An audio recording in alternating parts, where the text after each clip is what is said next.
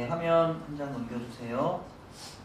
네, 아이들은 싸우면서 큰다는 말이 있습니다. 특히 사내 아이들은 싸우면서 큰다고 합니다. 저 역시 어렸을 때부터 동네 친구들과 싸우면서 자랐던 것 같아요. 그렇게 13살이 되어서 이사를 하면서 교회를 옮겼고 이듬해 중학교를 멀리 가게 되면서 낯선 아이들과의 싸움이 시작되었습니다. 자기 힘을 과시하고 약한 친구들을 괴롭히기를 좋아하는 아이들은 어딜 가나 있습니다. 덩치가 작고 힘이 약했던, 게다가 주변에 내 편이 되어줄 친구도 하나 갖지 못했던 저는 그런 아이들의 좋은 먹잇감이었습니다. 그렇게 저희 중학교 1학년은 싸움으로 시작되었습니다. 교회에서는 저를 괴롭히던 뚱보에다가 못생긴 녀석, 정말 그랬다는 게 아니라 제가 그렇게 기억하는 겁니다. 그런 녀석과 이 교회 앞마당에서 혈투를 벌였는데 일방적으로 맞던 제가 그 아이 안경을 낚아채서 집어 던짐으로 싸움은 일단락 되었습니다. 학교에선 다윗과 골리앗처럼 우리 반에서 가장 덩치가 큰 아이와 싸움이 붙어서 역시나 일방적으로 맞기만 했습니다. 안타깝게도 성경 속 다윗의 승리의 이야기와 같은 반전의 드라마는 저의 현실 속에는 없었던 것 같습니다. 제 코가 커지기 시작했던 것이 아마도 그때부터였던 것으로 기억합니다. 어릴 적부터 친척들에게 놀림을 받았어요. 코가 크다고, 얼굴의 반을 차지한다고 그렇게 놀리곤 했습니다. 그분들은 제 슬픈 사정을 몰라서 그러려니 하고 이해하곤 했습니다. 운동하다가 다치는 경우도 여러 번이 있었지만 하도 맞고 다녀서 코가 성할 날이 없었던 것인데 그들은 저의 그 스토리를 몰랐던 것이죠. 퉁퉁 부어서 다니기를 반복하다가 아마도 이렇게 커진 채로 자리를 잡은 게 아닐까 싶습니다. 하지만 치고 때리고 밀고 잡아당기고 넘어뜨리고 꼬집고 핥히고 하는 것만이 싸움이 아니라 알고 보면 우리의 인생 자체가 싸움의 연속이라고 말할 수 있습니다. 차라리 치고 박는 싸움이 그때는 아팠을지 몰라도 지금 와서 생각해보면 더 나았던 것이 아닌가라는 생각도 해봅니다. 끊임없이 남들과 비교당하고 또 나 스스로도 남들과 비교하면서 나를 치열한 싸움의 현장으로 몰아갑니다. 하루도 그냥 넘어가는 날이 없이 잠깐 좋았다가는 또다시 낙심이 되고 두려워지고 짜증스럽고 화가 나는 상황들 때문에 마음이 여기저기에 상처가 남습니다. 그리스도인으로서 다른 사람들의 마음을 살피고 그들을 말씀으로 위로하기는커녕 내 마음 지키는 것에서부터 날마다 실패하는 내 자신을 볼 때면 너무나 한심스럽고 자괴감마저 듭니다.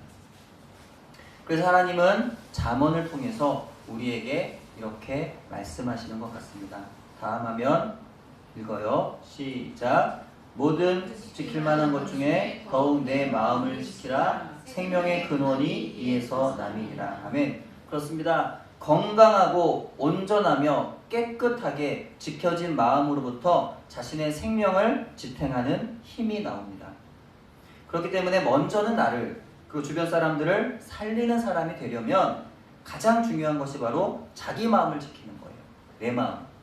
내 마음을 지키는 거예요. 가장 우선적으로 해야 하는 일이 바로 자기 마음을 잘 다스려서 치료하고 보호해야 하는 것입니다.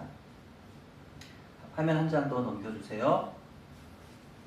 성경에 보면은 하나님의 부르심을 받아서 영적인 깊은 체험을 하고 그리스도의 종으로서의 정체성을 가지고 전도자로서의 사명을 잘 감당한 사도 바울조차도 자기 마음을 지키지 못해서 괴롭다, 어찌할꼬 이렇게 한탄하며 말하고 있습니다.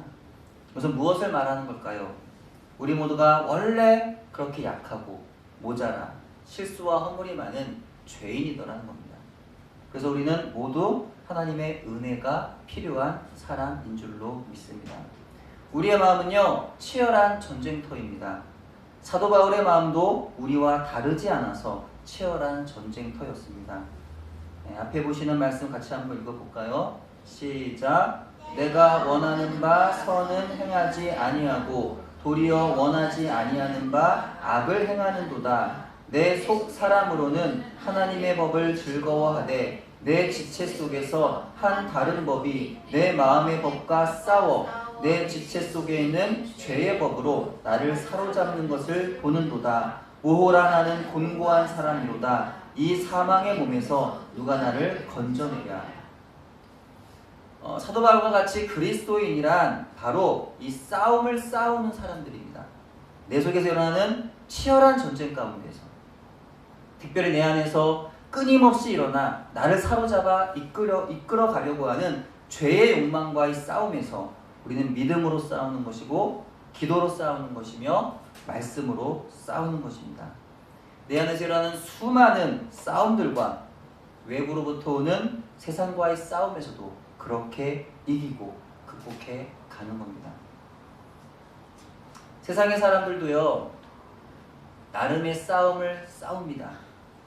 하지만 그들은 일에 정신을 쏟거나 운동을 열심히 하거나 여행을 하거나 게임을 하거나 친구를 만나거나 거리를 돌아다니면서 각자의 방법으로 내면에서 일어나는 싸움을 싸우며 살고 있습니다.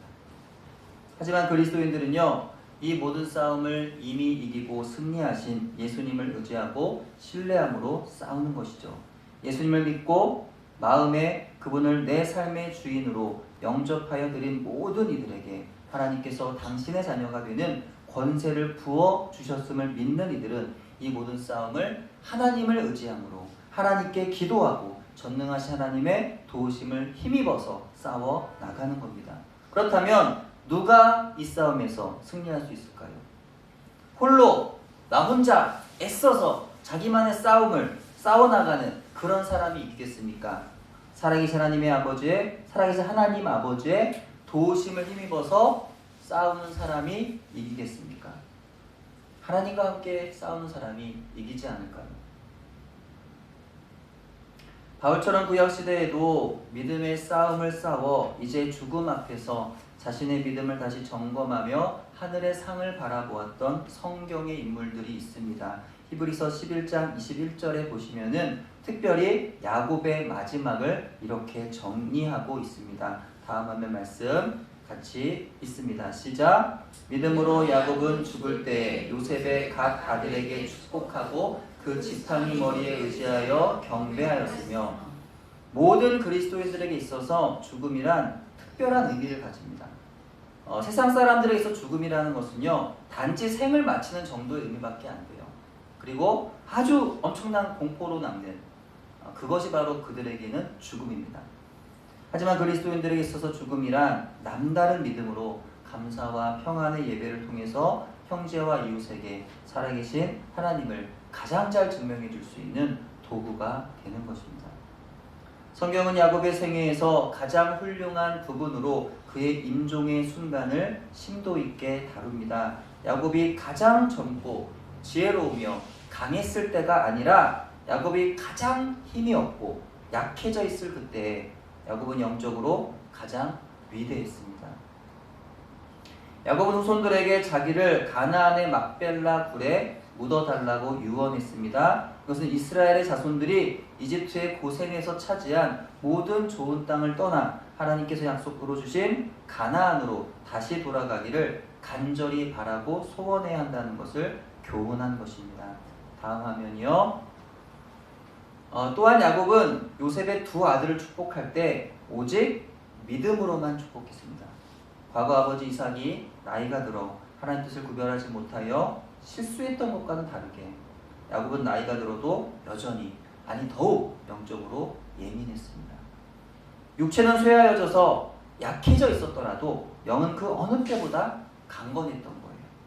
그는 자기 안에 계신 속사랑 성령께서 주시는 지혜로 12명의 자녀들을 축복했을 뿐만 아니라 요셉이 데려온 두 손자들을 하나님의 뜻대로 축복했습니다.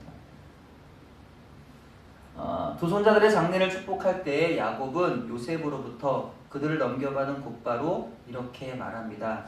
네가 낳은 두 아들 에브라임과 므낫세는 내 것이라. 르우벤과 시므온처럼 내 것이 될 것이요. 야곱의 아들들은요 어려서부터 짐승을 쳤습니다. 상류사회 지식이나 학문과는 거리가 멀었어요. 시골 사람들이었고 유목민으로 떠도는 사람들이었습니다. 그 이외에 그들은요 세상적으로 아무것도 자랑할 만한 것이 없었어요. 아무것도 아닌 그런 존재들이었습니다. 하지만 요셉의 두 아들인 에브라임과 므낫세가 누구인가요? 히브리 출신이지만 이집트의 총리, 그 거대한 제국의 2인자, 그가 바로 그들의 아버지였어요. 그런가 하면 어머니 누구입니까? 이집트 공주예요. 그러니까 한 나라의 총리와 한 나라의 공주를 아버지 어머니로 둔 사람들이 바로 누구냐? 에브라임과 므낫세였어요. 당연히 사상 최고의 교육을 받은 수재들이었고 최상류층의 귀족들이었습니다. 하지만 야곱은 손자들의 세상에서의 자랑과 장점을 무시해버리는 그런 믿음을 가졌습니다. 이 과연 무시할 만한 건가요? 어마어마한 그 대제국의 그런 자녀들인데 그 어마어마한 그 권력, 재물 이런 거를 무시해버려요. 이게 과연 가능한 걸까요? 너무나 멋진 믿음을 야곱은 가지고 있습니다. 아무리 그리스도인이라도 세상에서 가진 학문과 명예를 무시할 수 없는 것이 사람일진데 자녀들이 세상에서 정말 잘 성공하기 원하는 그런 마음이 다 부모들에게 있는데 그런 어마어마한 세상적인 성공이 보장된 길을 그 달콤한 유혹을 뿌리치기가 어려운 법일 텐데 야곱은 그들과 분명하게 달랐던 겁니다. 이들은 너의 자식들이 아니야. 난 이들을 애굽 사람으로 보지 않는다. 그 어머니의 신분과 가계에 대해서 나는 잊어버릴 거야. 너의 젊은 아들들이 전도가 유망하여 장차 애굽 사회에서 고위 인사들이 될 수도 있겠지. 하지만 우리는 세상에서 빛나는 모든 것들을 전부 버려야 한단다. 그 증표로 나는 이들을 내 아들로 입양하겠다. 이들은 이제 너의 아들들이 아니라 나의 아들들이다. 이렇게 야곱은 이 젊은이들의 빛나는 미래를 지체 없이 빼앗습니다. 육신의 눈으로 보기에는 아무것도 아닌 전혀 그 어떤 실체가 없는 것들을 그들에게 물려주었던 거죠. 하지만 이것이 믿음의 행위였어요. 세상에서 부유하고 유명해지기 위해서 하나님을 외면하는 것이 아니라 하나님과 그리스도를 택하기 위해서 세상에서 보장된 성공을 외면했던 겁니다. 또 우리가 주목할 것은 야곱이 하나님의 명령대로 요셉의 아들들을 축복했다는 것입니다. 요셉은 장자인 므낫세를 아버지의 오른손 앞에, 차자인 에브라임을 아버지의 왼손 앞에 세웠어요. 하지만 야곱은 양손을 맞바꾸어서 손자들의 머리에 얹고 축복합니다. 우리는 내가 정한 방식대로 하나님의 복이 자녀들에게 임하기를 바라요. 하지만 하나님은 하나님의 뜻대로 행하시기 때문에 우리의 방식보다 하나님의 뜻이 우선이어야 합니다. 야곱은 그 하나님의 뜻을 알았고 그 뜻대로 자녀들을 축복했던 겁니다. 다음 화면입니다. 그리고 야곱은요 그 지팡이 머리에 의지하여 경배했습니다. 야곱은 왜 지팡이 머리에 의지하여 하나님을 경배했던 걸까요? 야곱이 나이가 많아서 힘이 없고 쇠약했기 때문에 지팡이 머리에 의지할 수밖에 없었던 것 같습니다. 하지만 그것 말고 또 다른 의미가 있었다는 거죠. 지팡이는 바로 야곱이 일생 동안 나그네로 한 세상을 살았다는 것을 상징하고 있습니다.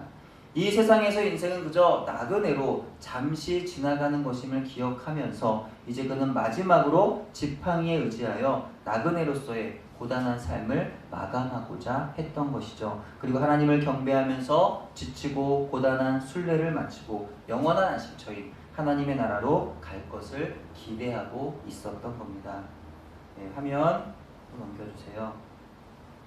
하나님의 사람들, 믿음의 사람들은 이와 같이 세상에서 나그네로서 믿음의 싸움을 싸우다가 하나님 부르시는 날에 하나님 앞으로 가는 겁니다. 근데 바울 사도는 특별히 그리스도인들이 세상에서 싸우는 싸움을 선한 싸움이라고 말합니다. 여러분 이상하죠? 아주 이상합니다. 이상하지 않으세요? 선한 싸움이라니 이상하지 않습니까? 예.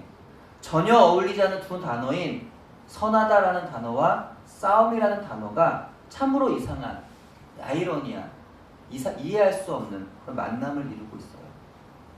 선한 것은 보통 어떤 겁니까? 선한 것. 예, 부드럽고 사이가 좋고 평화롭고 온화한 것. 예. 근데 그렇게 선하지만 싸워야 한답니다. 예, 선함으로는 절대 싸울 수 없을 것 같은데 바울은 선한 싸움을 싸우라는 거예요. 세상의 지혜로는 설명하기도 이해하기도 어려운 이러한 역설을 많이 담고 있는 것이 바로 하나님의 말씀인 줄로 믿습니다. 선하다라는 말에 해당하는 유일하신 분은 하나님이십니다. 그러므로 선한 싸움이란 하나님의 성품과 하나님의 생각과 하나님의 뜻으로 믿음을 지키기 위해서 싸우는 싸움입니다. 따라서 디모데전서 6장에서 말하는 믿음의 선한 싸움이란 믿음이 아닌 세상에서 하나님의 사람으로서 하나님의 성품으로 하나님의 마음과 뜻을 따라서 그렇게 믿음으로 싸우라는 거죠. 인간의 욕심, 인간의 감정, 인간의 지혜로 살지 말고 하나님 앞에서 부끄러운 인생 살지 말고 하나님의 자녀로 거룩하고 온전한 삶을 살아가라는 겁니다. 나의 뜻, 나의 영광 이루려고 사는 게 아니라 하나님의 뜻과 하나님의 영광을 위해서 살아가라는 겁니다. 그러나 이렇게 살아가려면 세상에서 믿음의 선한 싸움을 할 수밖에 없다는 거죠. 바로 그 싸움을 싸우라는 것인데 그렇게 싸우는 사람들이 바로 하나님의 사람들이며 그리스도인이라는 겁니다. 저와 여러분은 세상에서 어떠한 믿음의 선한 싸움을 싸우며 살아가고 있는 걸까요? 우린 야곱처럼 세상에서 늙거나 병이 들어서 쇠약해진 육체와 마음과 날마다 싸우며 살아갈 것입니다. 죽음이라고 하는 인생의 가장 큰 문제 앞에서 더 이상 세상에 소망과 미련을 두지 아니하고 이제 우리는 하늘을 소망함으로 믿음으로 반응하며 싸워 나갈 것입니다. 세상의 부와 성공과 영광을 추구하려고 하는 모든 세상의 욕망들을 포기하고 그 모든 것들을 위에 계시는 전능자 하나님을 선택하려는 싸움을 싸워 나갈 겁니다. 나의 뜻이 아니라 하나님 뜻대로 살고 나의 뜻대로가 아니라 하나님의 뜻대로 자녀들을 축복하는 싸움을 싸워 나갈 것입니다. 바울 사도와 같이 우리는 내 안에서 일어나는 모든 죄의 욕망과의 싸움에서 이겨나갈 겁니다. 믿음 안에서 기도로 싸우고 말씀으로 싸우고 예배함으로 싸워 나갈 겁니다. 선하신 하나님의 성품으로 싸워 나갈 것입니다. 하나님의 지혜로 하나님의 마음과 뜻을 따라 싸워 나갈 겁니다. 하나님의 자녀로 거룩하고 온전한 삶을 살아감으로 싸우겠습니다. 하나님의 영광을 위해서 싸워 나가겠습니다. 이처럼 믿음의 선한 싸움을 여러분 싸우시겠습니까? 때로는 이것은 실제적인 우리의 대적인 어둠의 영인 사단과의 싸움이 될 것입니다. 하나님과 그분의 말씀을 조롱하며 대적하는 영적인 대상과의 싸움이 됩니다. 하나님을 미워하는 세상의 실제적인 박해와의 싸움이 될 것이고 각종 이단 사상, 거짓들, 불경건한 태도와 관습들 세상의 악법과 음란한 문화들과의 싸움이 될 것입니다. 이 싸움을 싸우되 선한 싸움을 싸우라는 거죠. 때론 일상생활에서 너무나 흔하게 저지르는 마음의 죄악들 또 관계 속에서 자주 서로에게 상처를 주는 말과 행동들 불경건한 세상에서 효과적이고 효율적이며 합리적이라고 말하는 그러나 하나님 말씀과는 반하는 여러 가지 다양한 유혹들과의 싸움이 될 것입니다. 이 싸움을 싸우되 선한 싸움을 싸우라는 거죠. 때론 여러 가지 질병과의 고단한 싸움이 될 것입니다. 세상에서 만나는 사고나 재앙 속에서 믿음을 지켜내야 하는 싸움도 될 것입니다. 사랑하는 사람과 또 뜻하지 않은 이별로 인하여 또 슬픔을 경험하게 되는 그런 싸움도 될 것입니다.